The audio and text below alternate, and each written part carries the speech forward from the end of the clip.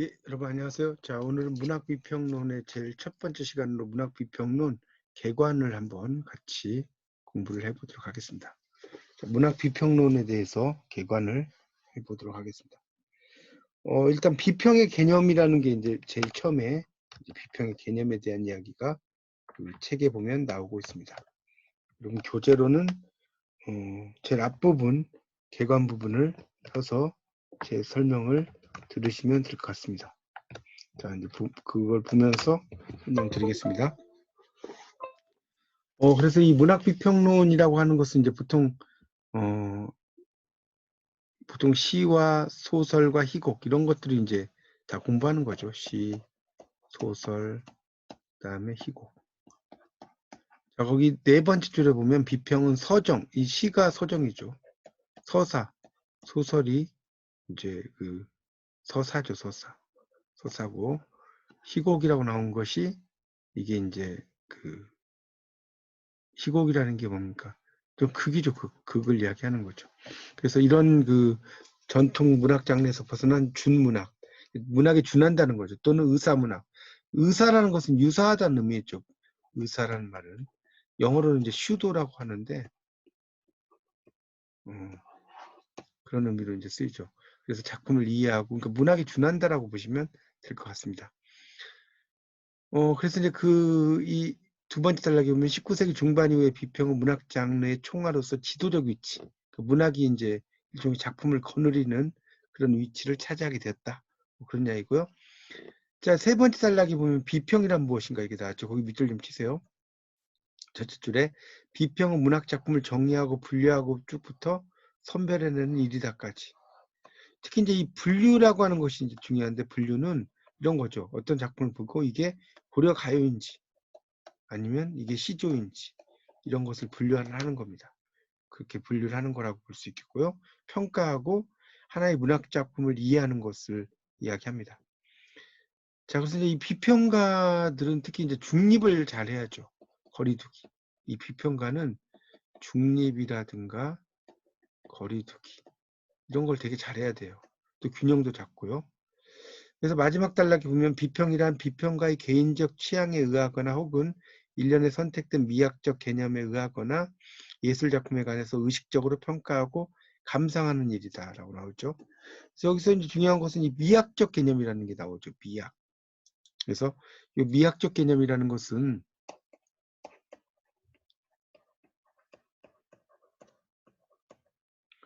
일종의 아이러니라든가 어조 또는 문학 이론 이런 것들을 말하는 겁니다. 그래서 이런 것들에 대해서 이제 평가하고 감상을 한다는 것이고요. 또 다른 그 사전에서는 분석, 판단한 일로부터 확장되어 나온 이제 복합적인 단어다 이렇게 이야기하죠. 그래서 이제 이런 여러 가지를 판단해 보면 이 비평이라고 하는 것은 뭐냐? 거기 첫째부터 8제까지 나오죠. 이거 네모 좀 쳐놓으세요. 2페이지에. 그래서 첫째는 판단한다. 그다음에 가치를 평가한다. 분석, 감상, 결점을 찾고 칭찬하고 종류를 나누고 비교하는 거죠. 그걸 이야기하는 겁니다. 그러니까 우리가 이제 어떤 영화가 있다. 어떤 영화가 있는데 이게 어떠냐라고 이제 물어봤는데 재밌었다. 지루하다. 뭐 영상이 좋았다. 볼만하다.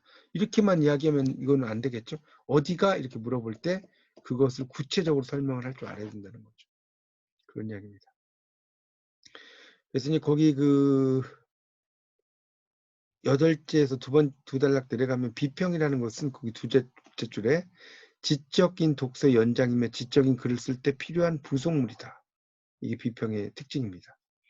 그리고 거기에서 4줄 내려가서 한 걸음 밑줄 치세요. 물러나서 그 일에 대해서 깊이 생각해 볼 때 비평이 시작된다.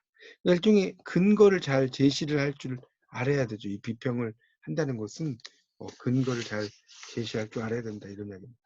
그렇게 이해하시면 됩니다. 그래서 3페이지 넘기면 이제 그런 것들을 토대로 이 비평을 이제 분류한다는 게 나오죠. 이 비평이라는 것은 문학 비평은 3가지로 분류된다. 3페이지입니다. 2번 비평의 분류. 그래서 이론 비평, 실천 비평, 비평에 대한 비평. 이걸 이제 메타크리티시즘이라고 합니다. 메타크리티시즘. 이 메타란 말 자체가 about이라는 뜻이에요. 그래서 비평에 대한 비평이라는 뜻이죠. 메타크리티시즘이라는 것은 그런 것들이 있다. 그래서 이제 문학의 본질과 목적, 가치 이런 것을 논하는 게 이론 비평이고, 고금, 옛날과 지금의 문학 작품에 대해서 의미를 해명하고 가치를 평가하고 작가의 기능을 논하는 거, 이게 실천 비평이고요. 비평 행위에 대한 비평, 이게 이제 메타 비평이라는 거죠. 자, 그다음에 이론 비평은 일반적인 원리에 의해서 문학 작품의 고찰과 해석을 하는 것을 이야기를 한다. 이론 비평입니다. 그래서 서양 최초의 이제 이론 비평서는 아리스토텔레스의 시학을 이야기하죠. 동양에서는 이제 유럽의 문심 조룡을 이야기합니다. 이런 것이 대표적인 그 문학 비평사다. 그래서 이 현대에 와서는 이 루카치의 소설 이론을 비롯해서 노드로 프라이의 비평의 해부 등 많은 이론 비평서가 나왔죠. 또 이제 이광수의 작품 중에 이제 문학이란 하우 둘째 줄 있죠. 4페이지에. 이건 이제 영어로 말하면 What is Literature를 이야기하는 거죠. 문학이 뭐냐? 그런 것을 이야기합니다. 자, 실천 비평은 두 번째 단락이 있죠. 특정한 작품과 작가들에 대한 논의 이런 것을 이야기를 한다는 겁니다. 그래서 이제 예를 들어서 김동인의 작품, 이광수의 작품 이런 것들을 이야기를 하는 거죠. 이게 어떤 내용인지를 분석을 해보는 것들을 이야기한다고 볼 수 있어요. 비평에 대한 비평은 비평행위 자체에 대한 평가가 있다는 거죠. 그래서 비평의 이론적 바탕, 시각, 작품의 분석 방식, 가치 이런 것들을 잘 분석을 하는 거라고 볼 수가 있습니다. 예를 들면 여기 이제 보면 김동인과 염상석 간의 변사론과 판사론 논쟁, 그 다음에 백낙천과 박경리의 시장과 전쟁 논쟁, 이런 식으로 이제 논쟁에 대한 논쟁 이런 것을 이야기를 한다라고 볼 수가 있겠죠. 자, 그 다음에 이제 비평은 기술 방식에 따라 입법 비평, 심리 비평, 분석 비평이 있는데, 입법 비평은 재단 비평이라고도 하는데요. 문학이라는 것은 이제 어떤 것이어야 한다고 정해놓고 그에 따르지 않는 것을 비판하는 거죠. 이걸 입법 비평이에요. 입법, 법을 세운다는 거죠. 그러니까 이거는 이제 문학이란 어떤 것이다라고 정해놓고 이렇게 하는 거죠. 심리 비평, 인상 비평이죠. 심리 비평이라는 것은 자기 취향대로 비평하는 거예요. 자기 취향대로. 그것을 심리비평이라고 합니다. 그런 것들 좀 알아두시면 좋을 것 같습니다. 그래서 이제 이 비평이라고 하는 것은 자, 5페이지를 보세요. 5페이지를 보면 그 둘째 줄을 보면 문학이 그것을 취급하는 사물과의 관계에 있어서 모방론적 비평관, 문학이 독자에게 미치는 영향과의 관계에서는 효용론, 문학을 작가의 관계에서는 표현론, 또 문학을 자체로서 자족적인 존재로 볼 때는 존재론적 혹은 그 다음에 객관적 비평을 할 수가 있다. 그런 이야기죠. 그런 내용으로 이제 이야기를 하고 있습니다. 자, 그러니까 이걸 좀 더 도표로 한번 그려서 본다면 이렇게 되겠죠. 자, 여기에 작품이라는 것이 여기 이제 존재를 하죠. 그리고 여기 이제 세 개가 있어요. 여기에 작가가 있어요. 여기에 독자가 있어요. 자, 그렇다면 이 작품과 세계의 관계, 작품 세계를 모방을 하죠. 그러니까 이게 모방론이라고 하는 것이고요. 그 다음에 이 작품과 독자, 자, 독자에게 어떤 효용을 주겠죠. 감동, 효용론이라고 하는 것이고요. 그 다음에 작품과 작가, 자, 작가가 이야기하는 것을 따지는 거죠. 이게 표현론이라고 한다. 이런 이야기입니다. 그리고 작품 자체로만 보는 것은 내재적 비평이다. 이런 의미로 이제 볼 수가 있겠죠. 문학을 하나로서 자족적인 존재로 보는 것. 이런 것을 이제 존재론적이다. 이렇게 이야기도 하고요. 그렇게 볼 수 있겠습니다. 자, 그래서 이제 모방비평부터 쭉 나오죠. 모방비평이라는 것은 문학이라는 것이 어떤 인간 생활의 모방이라는 거죠. 모방을 이야기를 한다는 거죠. 흔히 이제 문학에서는 미메시스라고 이야기를 하죠.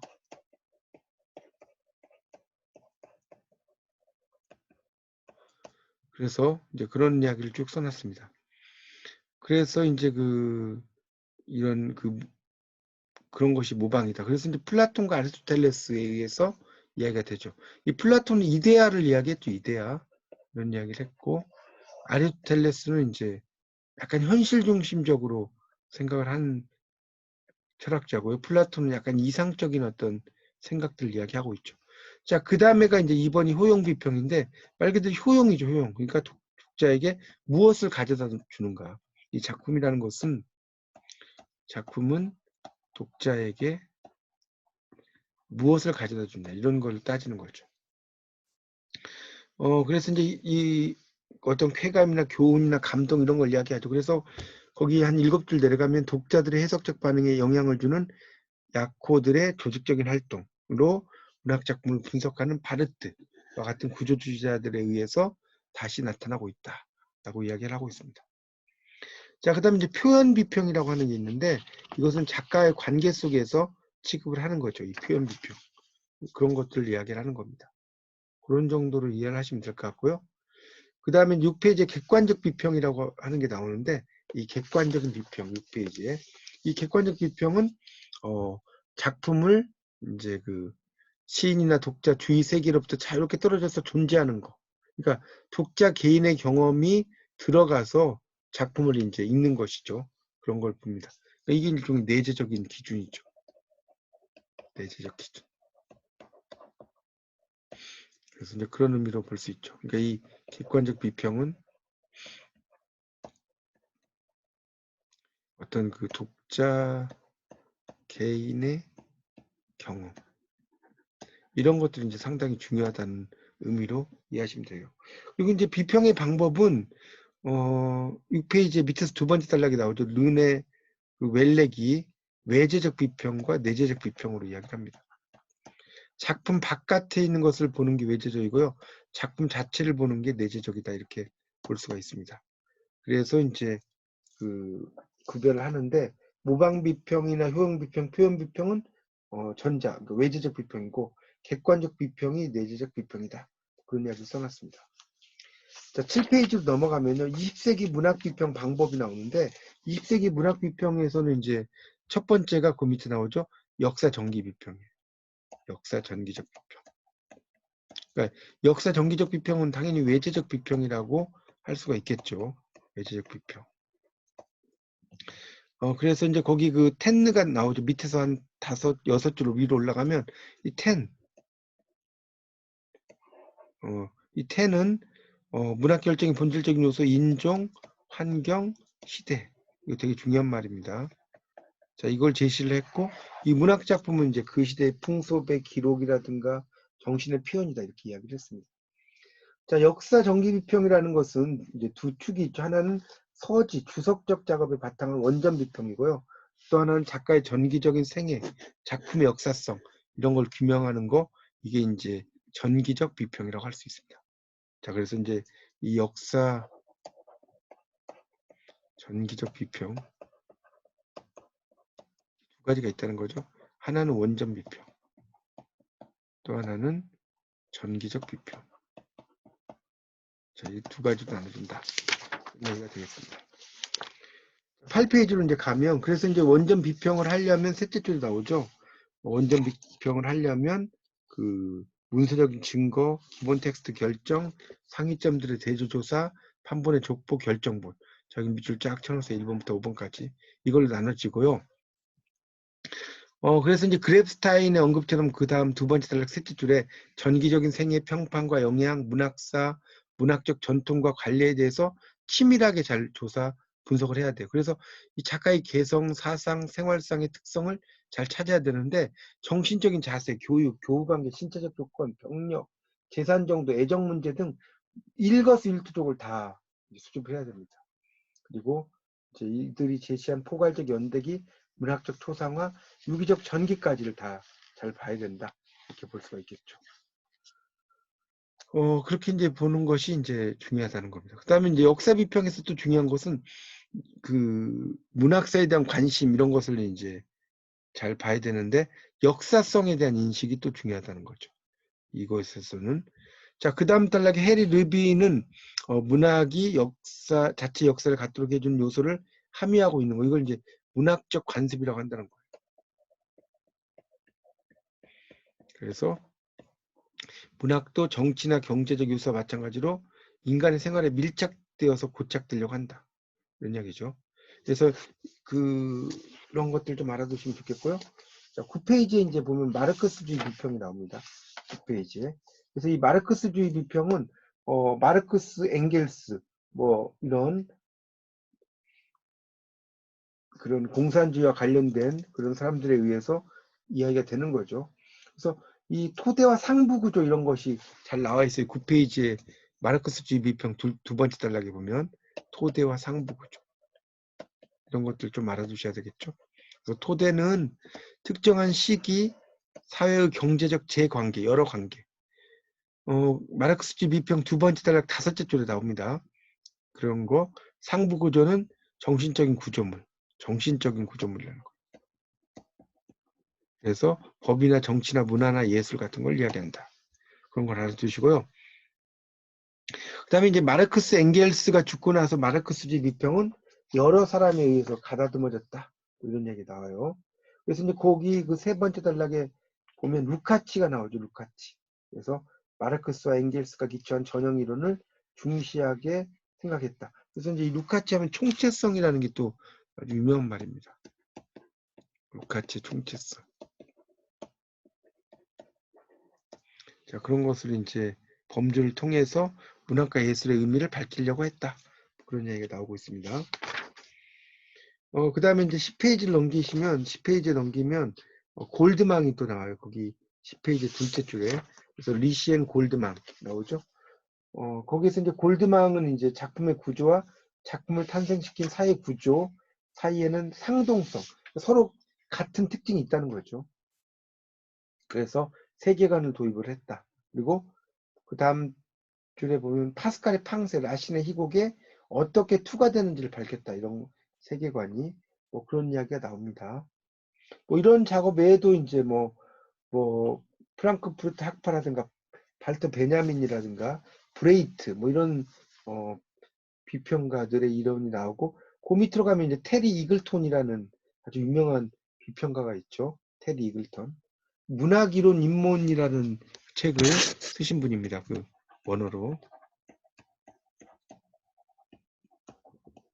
테리 이글튼 이런 사람도 있습니다. 자, 그 다음에 이제 형식주의 비평이라고 하는 것은 10페이지에 나오죠. 형식주의 비평. 이 형식주의 비평이라는 것은 특히 이제 형식주의 비평에서는 이 시클롭스키 11페이지 보세요. 11페이지의 두 번째 단락이 한 7째 줄 정도에 보시면 시클롭스키라고 나옵니다. 이 시클롭스키가 이제 강조를 했는데 두 번째 단락 마지막 줄에 보면 낯설게 하기가 있어요. 낯설게 하기. 자, 이걸 영어로는 이제 defamiliarization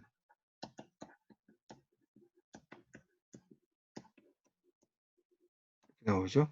D라는 건 떨어져 있다는 거죠. familiar가 익숙한이고 익숙한 것으로부터 떨어져 있는 거. 이런 게 바로 낯설게 하기입니다.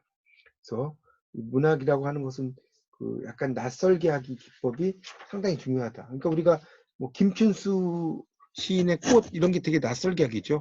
꽃을 그전에 아름답다고만 생각했는데 이걸 존재 인식의 측면에서 시를 쓰셨죠. 이런 것도 일종의 낯설게 하기입니다. 그러니까 우리가 일상적으로 보는 시각이 아닌 다른 시각으로 뭔가를 바라보는 거. 이게 일종의 낯설게 하기입니다. 그렇게 이제 보시면 됩니다. 그래서 이제 그런 것들도 좀 알아두시고요. 거기 11페이지에 이제 그 마지막 단락을 보면, 그래서 20세기 형식주의 비평은 역사주의, 마르크스주의 방법으로는 해명하기 어려운 작품의 형식적인 아름다움, 미학적 구조를 밝히는 일에 기여를 했다.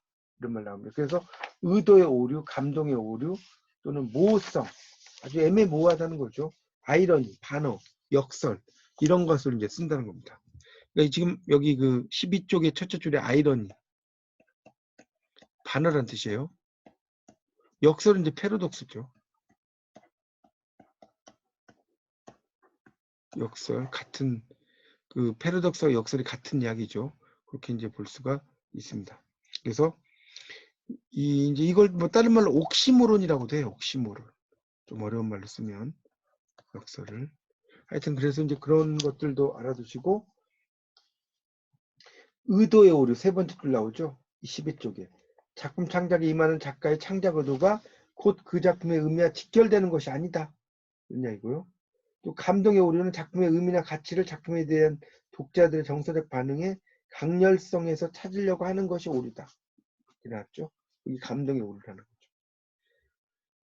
그다음에 이제 모호성이라는 용어도 이제 나오죠. 여러 가지 의미를 가지게 되는 게 모호성이고, 아이러니는 반응, 그러니까 표면적 의미와 내면적 의미의 차이죠. 이 아이러니죠. 그러니까 뭐 잘한다 이러면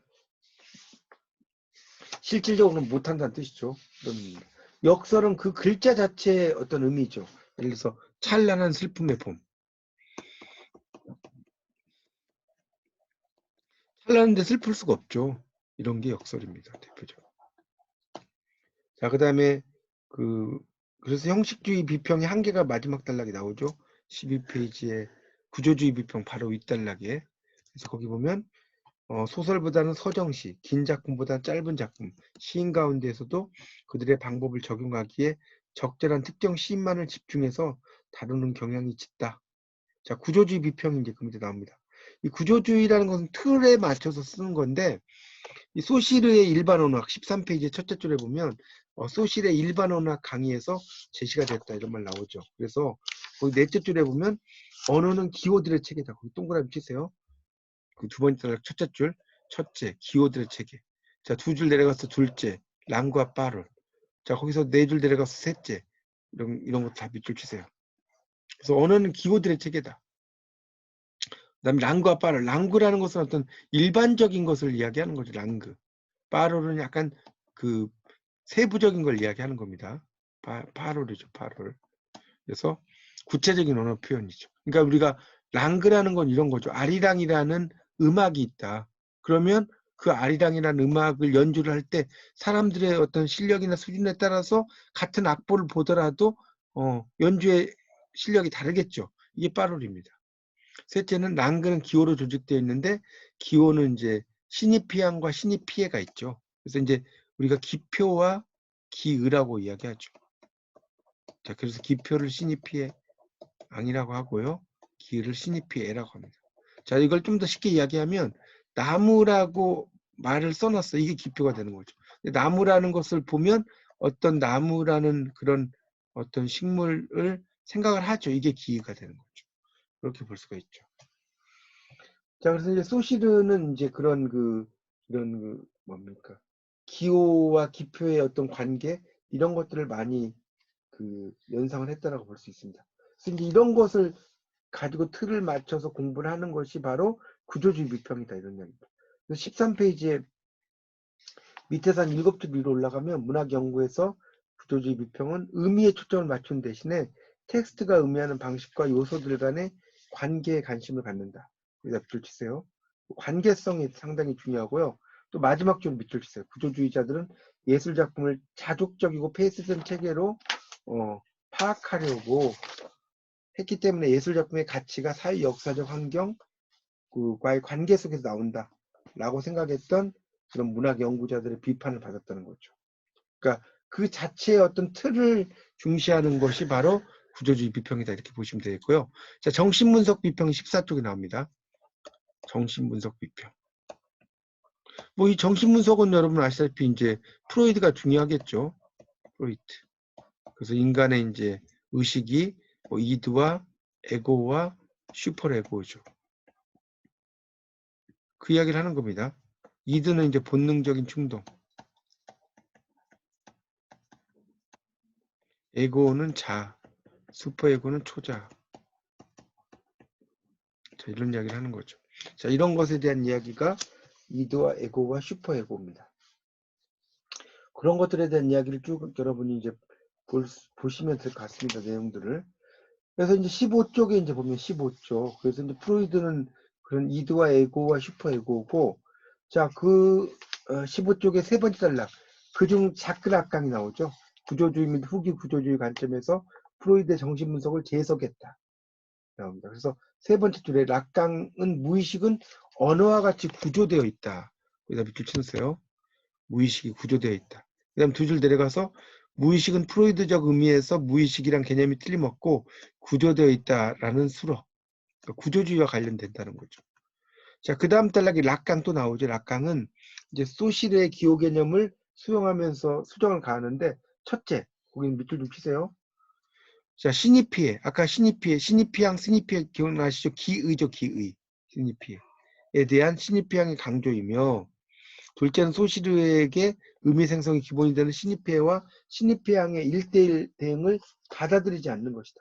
시니피앙은 시니피에의 뿌리를 내리지 않고 다른 시니피앙들과의 관계를 통해서 의미를 창출한다. 그러니까 기표라는 것은 다른 어떤 기의와의 관계를 통해서 의미를 창출한다. 이런 의미로 이해를 하시면 되겠죠. 그래서 이 락강의 이런 생각들은 그런 의미의 맥락들을 잘 따져가면서 관계성 이런 것들을 잘 보게 된다는 겁니다. 그런 것들이 이제 이야기를 보면 알 수가 있습니다. 자, 그 다음에 16페이지에 보면 동시대 문학 비평 방법에서 탈구조주의 비평이라고 나오죠. 탈구조주의라는 것은 이제 구조주의를 벗어났다는 뜻이거든요. 후기 구조주의라고도 하고요. 그래서 이제 그 탈구조주의는 뭐 데리다라든가 뭐 이런 대표적인 비평가들의 생각이죠. 두 번째 단락의 첫째 줄에 보면 1968년 프랑스 혁명 실패 이후 일군의 프랑스 지식인들로부터 비롯되었다. 이런 말 나오고요. 그 다음 단락에 이제 탈구조주의를 해체주의라고 해요. 해체주의. 우리가 흔히 포스트 모더니즘이란 말을 쓰죠. 그런 걸 이야기를 하는 겁니다. 그래서 이제 주로 데리다라든가 이런 이론들을 다 생각들을 탈구조주의라고 이야기를 하죠. 그렇게 보시면 되겠습니다. 뭐 뒤에 가서 이제 그런 내용들은 자세히 나오니까 그때 강론해서 설명드리겠습니다. 자, 그다음 이제 페미니즘 비평이라는 것은 여성을 이제 상당히 옹호하는 그런 주장이라고 보시면 될 것 같아요. 페미니즘이라는 것은. 그래서 이제 그 1792년에 그 밑에 나오죠. 미국의 메리 울스턴 크래프트가 그 여권 옹호론을 이야기를 하죠.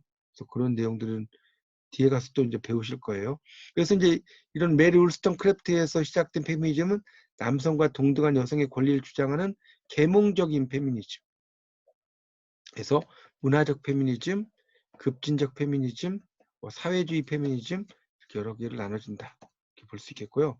자, 마지막 단락의 첫째 줄에 페미니스트 비평은 텍스트 속에 나타나 있는 여성 이미지의 분석을 통해서 여성 억압적 요소를 밝혀낸다 이런 말 나오고 있습니다.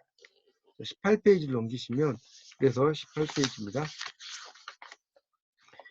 거기에 다섯째 줄에 보면 슈월터는 남성에 대한 대답을 찾기 위한 비평 형식이 필요하다. 그래서 작가로서의 여성 비평, 그러니까 여성의 저술에 나타나는 여성의 특징을 긍정적으로 검토한다.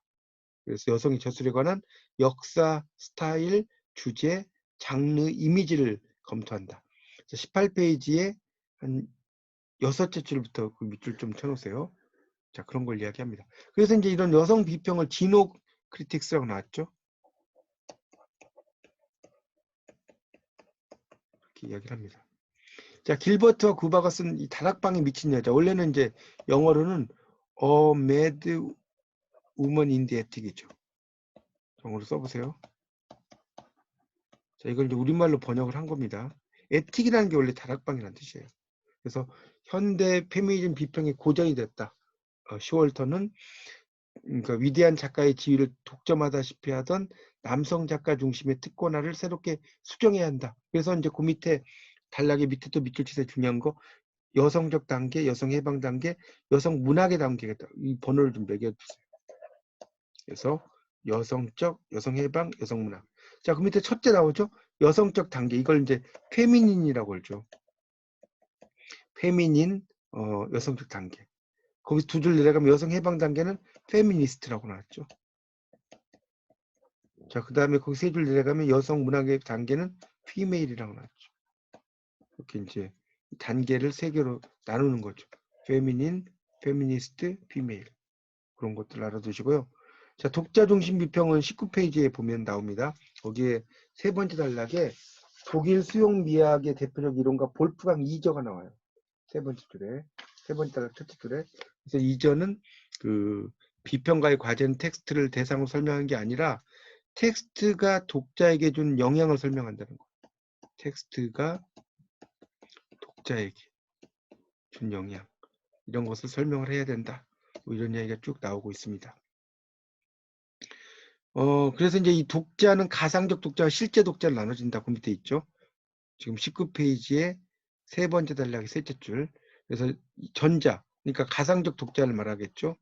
는 텍스트가 자체적으로 창조해서 일정한 방식으로 읽도록 정해주는 반응 유도의 구조망을 따른다는 거예요.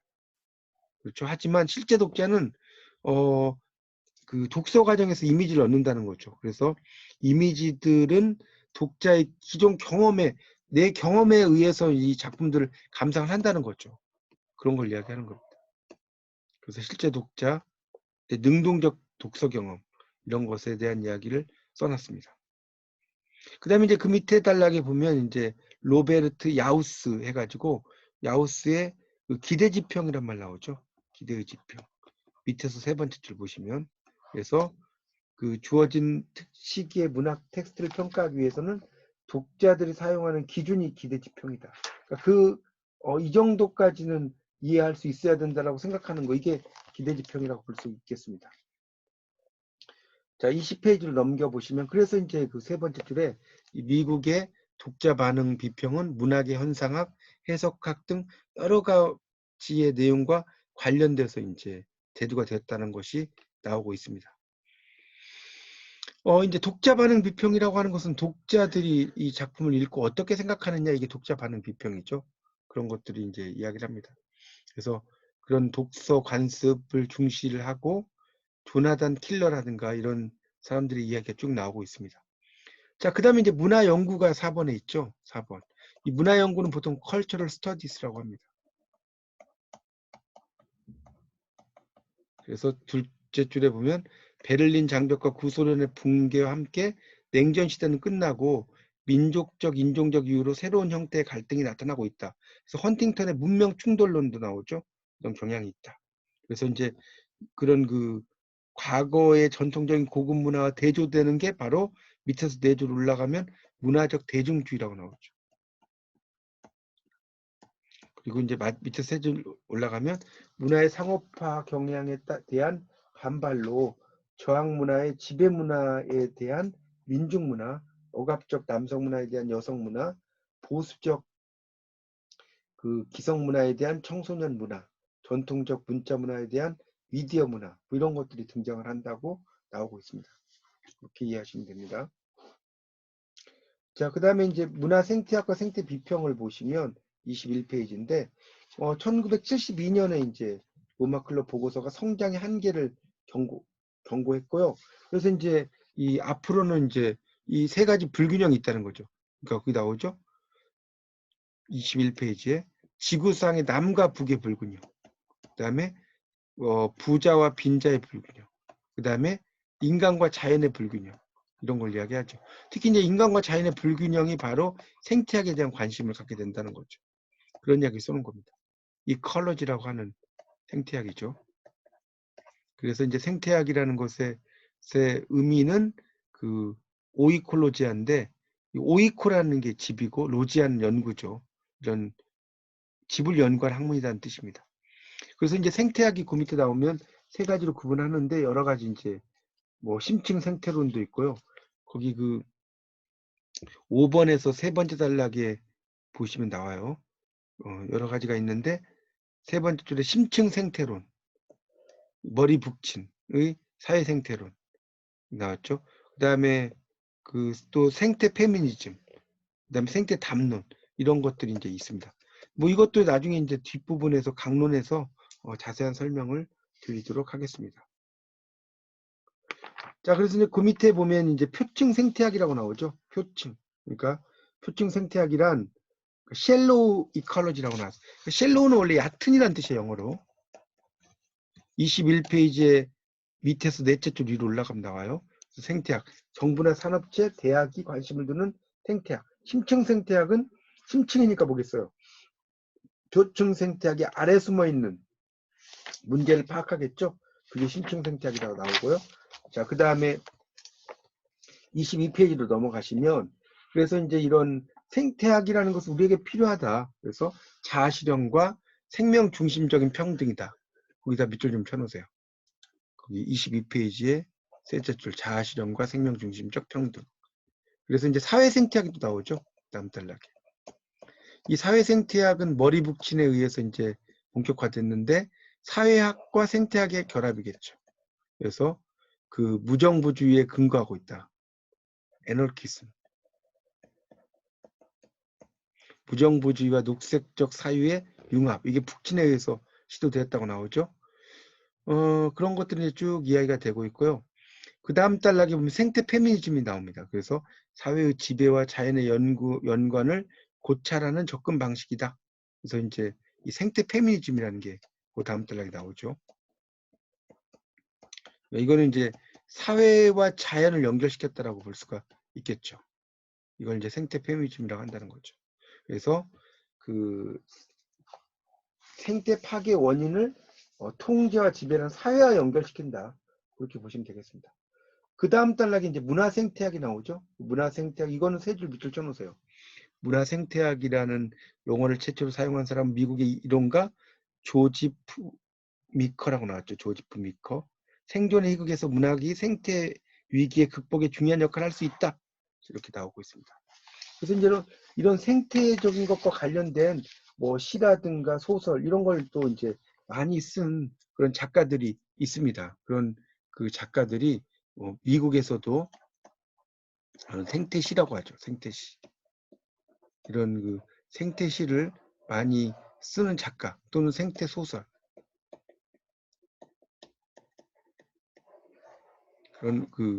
그런 작가들이 있습니다. 그렇게 이제 보시면 되겠죠. 그래서 이제 뭐 미국의 그런 작가들 보면 알렌 긴스버그라는 또는 게리 스나이더 이런 대표적인 작가들이 이제 대표적인 어떤 생태시를 쓴 작가라고 볼 수가 있습니다. 그 23페이지에 이제 보면 그래서 이제 그 세 번째 단락 문학생태학은 모든 장르를 두루망라한다 이런 말이 있죠. 그래서 이제 그런 것들이 뭐 생태시 소설, 녹색 소설 여러 가지를 쓴다는 거고요.